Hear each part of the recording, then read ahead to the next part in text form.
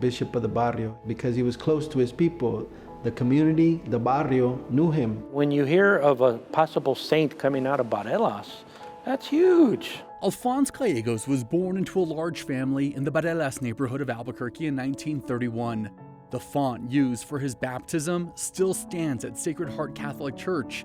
Robert V. Hill is a deacon there. He received his first couple of sacraments here at Sacred Heart Church before he moved on to, his family moved him to California.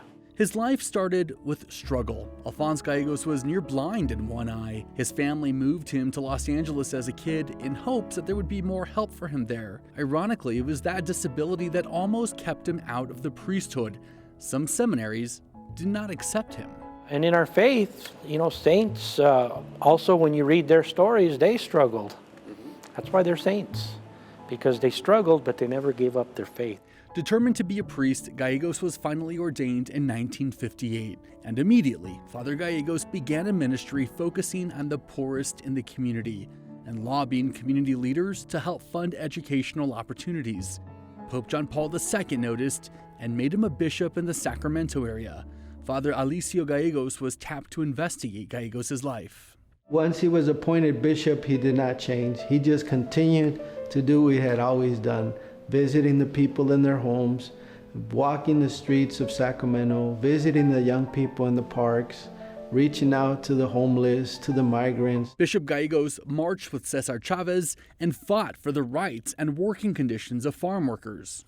He would spend time with the migrant workers, living in the barracks with them, working with them, and he wanted to experience firsthand what they experienced. He was known to find lowrider clubs as a way to get through to young Latinos. He blessed their cars and encouraged them to go to Mass. Gallegos was dedicated to Mexican immigrant communities, the barrios, and worked to keep those kids out of trouble and into school. For Bishop Gallegos, giving hope to the hopeless and fighting for the underdog was his way of serving. Pope Francis tells us you have to smell like the sheep. In other words, you gotta be in the community. The real ministry and putting our faith into action is to take it out into the community. And that's the gift that this man had.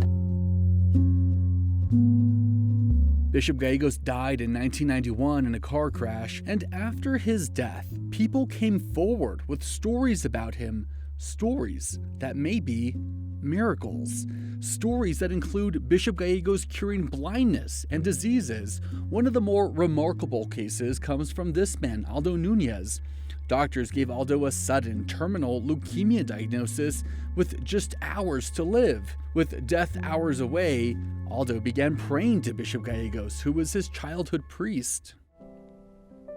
I prayed to that throughout that first hour and that second hour when I thought that was it. It was very, very serious. After a short stint of chemotherapy and hours of prayer, doctors were surprised to find Aldo's leukemia had disappeared. I'm glad to say that even my doctor says that I'm no longer in remission. I'm cured. In 2006, the Vatican launched an investigation into the stories surrounding these possible miracles, and in 2016, Pope Francis named him a venerable, the first stage leading to sainthood. After 3 of these stories are investigated and there is no science or medical reason to explain them, they are declared miracles, and the Pope can declare sainthood, the highest honor in the Church. Now, I don't know when he'll be made a saint. As I said earlier, that's in God's time. But I do believe that he will be made a saint, and I know that all of us here in Barrelas are praying for that. The Bishop of the Barrio is on his way to becoming New Mexico's first saint, and his story really does offer some good Thanksgiving lessons. His story reminds us that we are all important, from the custodian to the CEO, from the person homeless on the street to the person with the biggest house on the street. And his story reminds us that whether we're faithful or not, we all have a responsibility to be kind and caring and gracious, especially to those who have less. I'm Chris Ramirez, KOB4.